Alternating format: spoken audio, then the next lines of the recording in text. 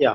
I hope the sheet is visible, and in today's class I'm going to cover the origin of the drama, especially English drama का origin कैसे हुआ, what are the basic characteristics of English drama. These things you will find here. There are some significant points which I would like to discuss with you. Already I have gone what is miracle play, what is morality play, what is mystery play. Already I have gone. But some points I would like to discuss with you. And what are those points? Number one is what is drama. एक जो definition दिया गया है drama का, you see here. Already I explained कि whenever you talk about drama, drama means what? Drama means action. Because when we talk about any story, you will come to know the story is either narrated or performed. जब कोई कहानी होती है या तो सुनाई जाती है या तो करके दिखाई जाती है, और ड्रामा में स्टोरी को परफॉर्म किया जाता है, करके दिखाया जाता है, और नॉवेल में स्टोरी को सुनाया जाता है. तो I am not telling you कि क्या सुनाया जाता है, कैसे सुनाया जाता है, but only I'm telling you the basic distinction between drama and novel. अगर कोई पूछता है ड्रामा और नॉवेल में क्या अंतर है, तो ड्रामा में एक्शन होता है और नॉवेल में नरेशन होता है. नॉवेल में कहानी को सुनाया जाता है. I would like to write here कि हम जब बात करते हैं ड्रामा की, तो ड्रामा में क्या है? Action. ACTION. In drama you find that the story is performed, story is acted. चाहे आप स्टोरी कहिए या इवेंट कहिए, दैट इज एक्टेड. उसको एक्ट किया जाता है, परफॉर्म किया जाता है. दूसरी तरफ जो नॉवेल होता है, अगर आप नॉवेल की बात करेंगे तो उसमें कोई भी स्टोरी क्या की जाती है? नरेट की जाती है. NARRAT. And what do you mean by narrate? Narrate का मतलब होता है कहानी को सुनाया जाता है. जब भी कहानी को सुनाया जाएगा या जो सुनाने की कला होती है वो नॉवेल से रिलेटेड होता है. अगर स्टोरी को नरेट किया जा रहा है, सुनाया जा रहा है, तो इसका मतलब क्या हो गया कि उसमें नैरेटोलॉजी है. And what is narratology? Narratology is the art of telling story. कहानी को सुनाना, कहानी को बताना. अब उसके बाद दो चीजें होती है. जहां तक बात है ड्रामा के ओरिजिन की, मैंने आपसे पहले भी बात किया था, mystery play, miracle play, morality play. लेकिन ड्रामा की ओरिजिन ऐसा नहीं कि इंग्लैंड में ही डायरेक्ट हुआ था. ड्रामा की जो ओरिजिन है वो कहाँ पर हुआ है? ड्रामा जो है ग्रीक से आया हुआ था. GREE. और जब ड्रामा ग्रीक में आया तो सबसे पहले अगर आप देखेंगे वो कि वहां पे किसको इम्पोर्टेंस दिया गया है? ट्रेजिडी को इम्पोर्टेंस दिया गया. ड्रामा भी आपका, उसमें किसको इम्पोर्टेंस दिया गया था? ट्रेजिडी को. Even already I have discussed in various sheets about Aristotle concept of tragedy. जो अरिस्टोटल का कॉन्सेप्ट ऑफ ट्रेजिडी है, in so many sheets I have discussed with you. और मैंने आपको बताया कि अरिस्टोटल के कॉन्सेप्ट ऑफ ट्रेजिडी में क्या है? थ्री यूनिटीज है, जिसको टाइम, प्लेस और एक्शन कहा जाता है. कॉन्सेप्ट ऑफ पोएटिक लैंग्वेज है, कॉन्सेप्ट ऑफ ट्रैजिक हीरो है. इसके अलावा मैंने आपको ये भी बताया था कि अरिस्टोटल का जो कॉन्सेप्ट ऑफ ट्रेजिडी है उसमें जो है कोरस का यूज है. कोरस के यूज के साथ साथ उसमें कहा गया कि there should be only the tragic action, there should not be the mingling of tragic and comic action. तो जब भी आप बात करते हैं तो ड्रामा, एक तो सबसे पहला चीज ये समझना है कि ड्रामा में क्या है? एक्शन है. एक्शन का मतलब क्या किया जाएगा? उसको परफॉर्म किया जाएगा. जब किसी एक्शन को परफॉर्म किया जाता है तो ड्रामा के एक्शन के आधार पर उसको दो भागों में बांटा जाता है. अगर उसका एक्शन ट्रेजिक है तो वो ट्रेजिडी होगा, अगर एक्शन कॉमिक है तो वह कॉमेडी होगा. ये सब तो हम सारे लोग जानते हैं कि ट्रेजिडी में ट्रेजिक एक्शन है, कॉमेडी में कॉमिक एक्शन है, ड्रामा को परफॉर्म किया जाता है. लेकिन इसके अलावा मैं यहाँ पे आपको बताना चाहूंगा कि ऐसे ही कुछ एलिमेंट्स ऑफ ड्रामा, जब आप एलिमेंट्स ऑफ ड्रामा की बात करते हैं तो उस एलिमेंट्स ऑफ ड्रामा में एक सबसे इंपॉर्टेंट चीज होता है कि 6 या 7 एलिमेंट्स, अगर हम बात करें 6 या 7 एलिमेंट्स होते हैं ड्रामा में. सबसे पहला चीज कि ड्रामा में जो भी होगा वो क्या होगा? पहला पॉइंट होगा उसमें एक्शन होना चाहिए. मतलब इस एक्शन को परफॉर्म, घटना होगी, उस घटना को परफॉर्म किया जाएगा. दूसरा पॉइंट कि इस एक्शन को एक ऑर्गेनिक फॉर्म में प्रेजेंट किया जाएगा। बिगिनिंग में क्या दिखाना है, मिडिल में क्या दिखाना है, एंड में क्या दिखाना है, इस चीज को क्या कहा जाता है, प्लॉट कहा जाता है। तीसरा चीज क्या होगा, उस एक्शन को दिखाने के लिए इसका यूज किया जाता है, कैरेक्टर का यूज किया जाता है, CHARACTER, कैरेक्टर का यूज किया जाता है। कैरेक्टर आपका main, women, super natural character, या कैरेक्टर कभी कभार जो है हम क्या कर सकते हैं कि एनिमल जो वर्ल्ड है वहां से भी ले लेते हैं, उनके भी हेल्प के माध्यम से चीजें करते हैं। तो character are men, women are super natural character who have been assigned some role and they perform their role on stage. इसके अलावा जो है चौथा पॉइंट अगर मैं बात करूं कि जो चौथा पॉइंट है उसमें अगर मैं बात करूं और ड्रामा में क्या होता है, तो यू फाइंड दैट कि इन तीन चीजों के अलावा यू सी की ड्रामा में चौथा पॉइंट जो भी बातें रखी जाती है वो डायलॉग के माध्यम से रखी जाती है, DIALOGUE। डायलॉग क्या है, कन्वर्सेशन बिटवीन टू पर्सन। अगर एक कैरेक्टर कुछ बोलेगा तो उसके जवाब में दूसरा कैरेक्टर भी कुछ ना कुछ कहेगा, कुछ ना कुछ बोलेगा। ये कॉन्सेप्ट आपका क्या कहलाता है, डायलॉग कहलाता है। पांचवा चीज आपका क्या कह होगा, पांचवा चीज जो है कैरेक्टर स्पेक्टेटर्स होगा, इसको देखने वाला, जज करने वाला कोई ना कोई होगा, स्पेक्टेटर, SPECTATORS, स्पेक्टेटर होंगे, दर्शक होंगे जो उसको जज करते हैं। छठा पॉइंट अगर आप देखेंगे वो चीज क्या है कि जो ओरिजिन ऑफ ड्रामा में अगर हम 6 पॉइंट की बात करेंगे तो इसमें आपका क्या और आएगा, स्पेक्टेटर्स हो गया, कैरेक्टर्स हो गया, जिसे इधर हम लोगों ने बात किया। एक और चीज होता है कि वहां पे अच्छाई और बुराई के बीच एक लड़ाई होती है, उस लड़ाई का नाम होता है कॉन्फ्लिक्ट, CONFLICT। उस लड़ाई का क्या नाम होता है, conflict. Conflict between good and bad element. जब तक कॉन्फ्लिक्ट नहीं होगा तब तक कोई भी एक्शन आगे नहीं बढ़ेगा, कुछ ऐसी सिचुएशन पैदा की जाएगी कि कॉन्फ्लिक्ट होना ही होना है। उसके बाद इन सारी चीजों को प्रेजेंट करने के लिए एक सुटेबल जगह चाहिए, और उस सुटेबल जगह को हम क्या कहते हैं, स्टेज कहते हैं। क्या कहते हैं, स्टेज कहते हैं। तो ये मैं कोई नई चीज नहीं बता रहा हूँ, मैंने बताया कि already you know, but I am only recalling things which are stored in your memory, I am recalling and I am presenting each thing very systematically. अगर मैं चाहता तो मैं सीधे ड्रामा पे आ सकता था, या सीधे जो है ड्रामा का कैरेक्टरिस्टिक्स बताता, बट मैंने आपको बताया कि ओरिजिन कहाँ से हुआ। Then I told you elements of drama क्या है, आई टोल्ड यू कैरेक्टर क्या है, कॉन्फ्लिक्ट क्या है, स्टेज क्या, already you know all these things. अब जब आपके माइंड में आ गया, फिर broadly drama is divided into two parts.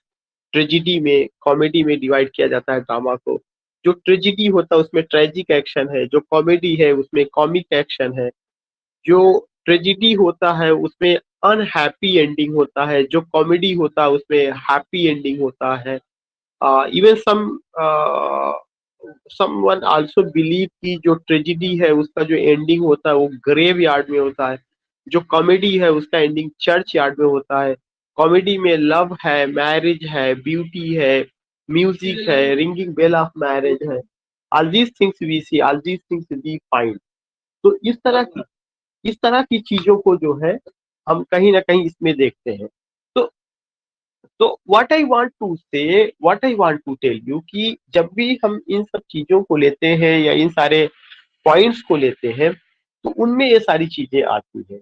तो ये जरूरी नहीं कि अब यहाँ पे जानना कि what is the difference between tragedy and comedy. Already you no कि ट्रेजिडी में डार्क साइड ऑफ लाइफ है, कॉमेडी में लाइट साइड ऑफ लाइफ है। लाइट का मतलब कि जिसमें खुशियां होती, जिसमें खुशमय वातावरण होगा, खुशियों भरा माहौल होगा, या जो है एक ऐसे जो है आप कह सकते हैं कि चीजों को प्रेजेंट किया जाएगा जहाँ पे जॉय है, प्लेजर है, डिलाइट है, या जैसे अभी मैंने वर्ड यूज किया कि लव हो गया, मैरिज हो गई, म्यूजिक हो गया, डांस हो गया, मेरी मेकिंग लाइफ हो गई। ये सब जीवन के कौन से पहलू है, ये सब जीवन के ऐसे पहलू हैं जहाँ पे प्लेजर है, जहाँ पे प्लीजेंट एटमॉस्फेयर यू सी।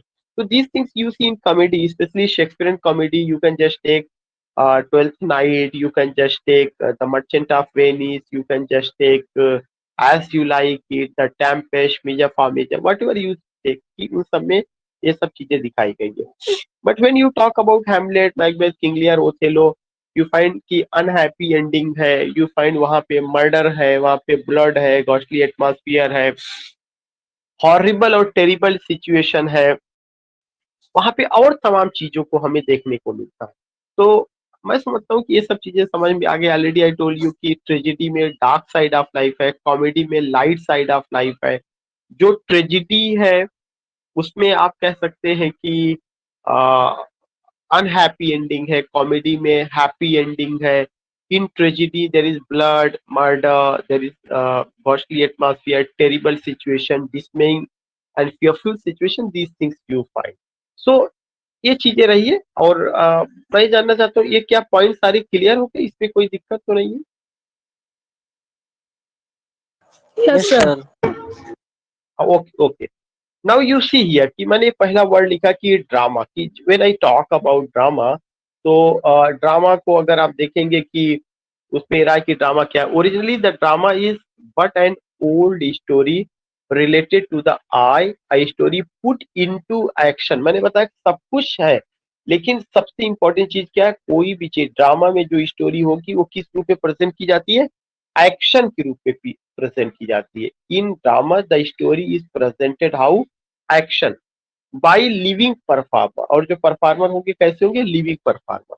तो एक चीज आपको ध्यान में रखना है, if you talk about drama, तो ड्रामा में जो भी स्टोरी होगा वो एक्शन की शक्ल में होगा, और कुछ लिविंग परफॉर्मर होंगे, यानी कैरेक्टर्स होंगे, they will perform, they have been given some role, they have been assigned some role, who for the moment make believe or imagine themselves to the old heroes।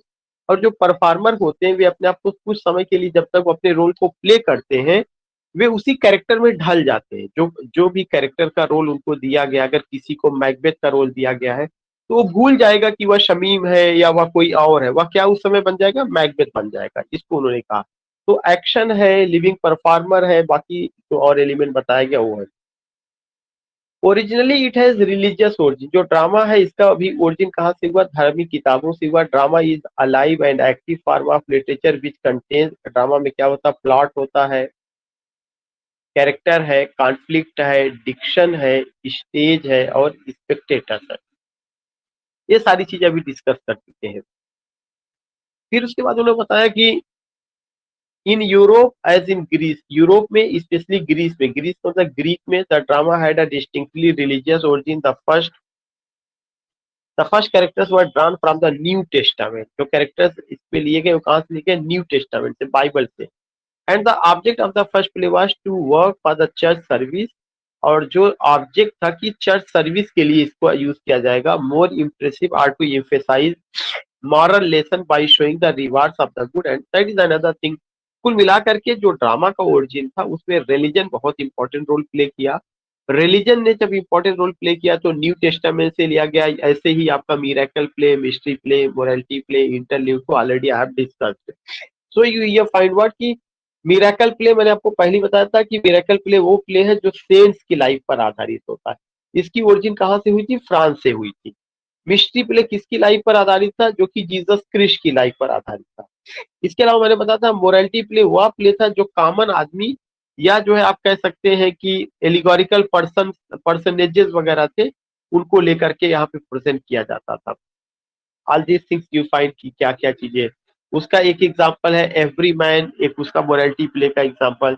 The first known morality play is the play of the Lord's prayers. The play of the Lord's prayers से first morality play है, mention by Wycliffe. All this thing John Skelton ने लिखा था magnificence the necromancer. These things you have to remember. आपको जो भी पूछा जाएगा ये नहीं पूछा जाएगा पहला मोरालिटी प्ले क्या था, लेकिन आपके ये ध्यान में रखना है कि क्या क्या होता था। तो ऑलरेडी आई टोल्ड यू कि miracle play based on the life of cents, mystery play based on the life of Jesus Christ, morality play based on the life of common righteous man. Already I told you कि जो interlude था, उस interlude में आप क्या देखते हैं, interlude में यू सी या you find what, you find कि एक ऐसा वर्ड है जिसका मतलब क्या होता है कि between the play, Latin word है जिसका मतलब होता है बिटवीन द प्ले, या इसी को हम कॉमिक रिलीफ कहते हैं। ये सब मैं एक्सप्लेन कर चुका, therefore I don't need to write it again and again. उसके बाद आया Yes, हुआ sir. कि पहल, हाँ, the first true play in English, जो पहला ट्रू प्ले था इन इंग्लिश में with a regular plot, divided into acts and scenes is probably the comedy Ralph Roister ड्वाइस्टर।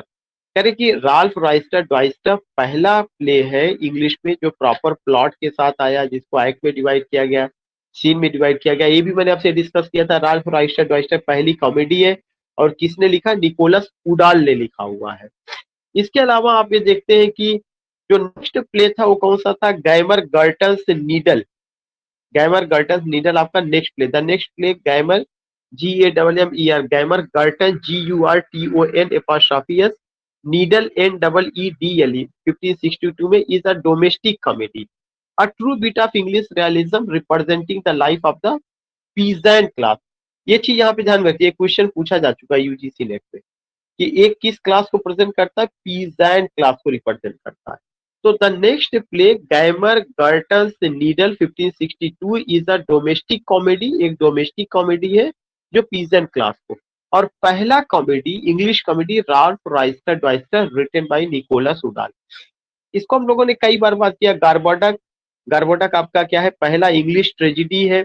Thomas Sackville और थॉमस नॉर्टन ने इसको लिखा था, 1562 में आया हुआ है।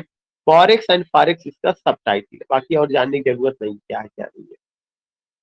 In 1576 James Burbage's Finsbury field just north of London built the first play house.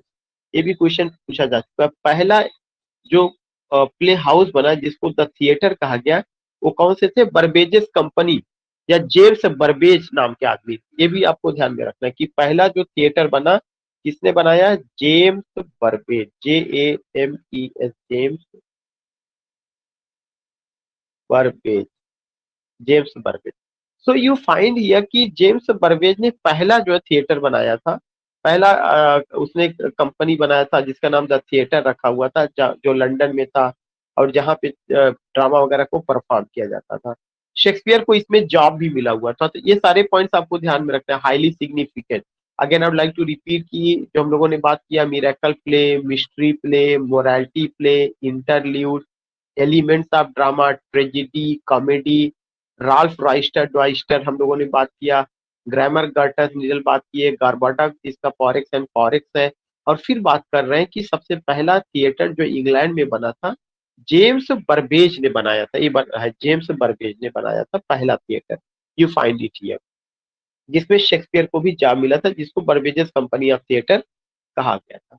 उसके बाद अगर आप देखेंगे इंग्लिश ड्रामा की ओरिजिन में जो है किसी ने कंट्रीब्यूट किया तो यूनिवर्सिटी विट्स रहे।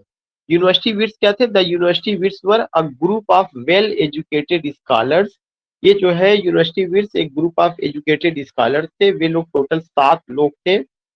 वे मेन ऑफ लेटर्स थे। मेन ऑफ लेटर्स एक ईडियम है जिसका मतलब ये होता है कि लिटरेचर के स्कॉलर्स थे या लिटरेचर पे उनकी अच्छी पकड़ थी।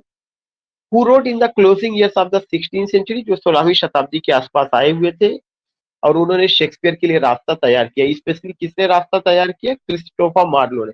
This question has been asked twice in TGT, who paved the way for William Shakespeare? Christopher Marlowe. तो उन्होंने इसको किया था। इसमें कौन कौन से लोग थे? इसमें जो है जॉन लाइली है, रॉबर्ट है, जॉर्ज पील है, थॉमस लॉज है, थॉमस नैश है, थॉमस कीड है और Christopher Marlowe. When you talk about these writers, आपको कुछ नहीं करना है, बस आपको ये ध्यान में रखना है कि ये लोग कहाँ पे स्टडी किए हुए थे? ऑक्सफोर्ड और कैम्ब्रिज यूनिवर्सिटी में। 2 यूनिवर्सिटीज का नाम आपको ध्यान में रखना चाहिए कि यूनिवर्सिटी विट्स के जो ये राइटर्स हैं they studied at Oxford and Cambridge university. Oxford and Cambridge, CAMBRI, Cambridge university. वे लोग क्या थे? They were Latin scholars, men of letters, they translated so many things from Latin into English. और इसी दोनों यूनिवर्सिटी से पढ़े होने की वजह से उनको जो है क्या कहा गया? यूनिवर्सिटी विट्स कहा गया। और वे लोग जो है कितने थे? 7 लोग थे, जो है John Lyly, Robert Greene, George Peele, all these things you find. अब उसके बाद ये आता है कि इनमें से आपको क्या क्या कवर करना है या क्या इंपॉर्टेंट चीजें। इसको मैंने उसमें अपने एक शीट में बहुत डिटेल में डिस्कस किया हुआ था Excuse me, university sir. Wits के बारे में। या Sir, let me complete, but is whatever it you want to important to ask, know? Yeah, what is important to know? uh, What is important to know? Sir ये title किसने दिया था इन लोगों को? हाँ, अनडाउटली ये मैंने अभी क्वेश्चन मैंने सॉल्व कराया था यूनिवर्सिटी बिट्स का, मैं अभी थोड़ा सा मिस कर रहा हूँ।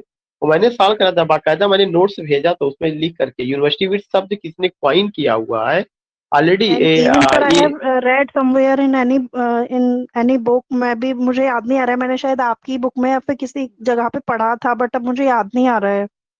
वो शायद जॉर्ज मेरेडिथ ऐसे ही करके कुछ नाम था जो है, या जॉर्ज सेंसबरी करके कुछ, जॉर्ज सेंसबरी सर, सेंसबरी, शायद Sainsbury Sainsbury George sir. George, Sainsbury हाँ सर, जॉर्ज सेंसबरी। जॉर्ज, हाँ जॉर्ज सेंसबरी थे जो है, वो मैं भी मिस कर रहा था। उन्होंने उसको किया, उन्होंने ही यूनिवर्सिटी बिट्स का एक कॉन्सेप्ट ही शुरू किया हुआ था, तो ये जानना ओके है। सर, ये थैंक यू। सब मैं पहले से मैं डिस्कस कर चुका हूँ।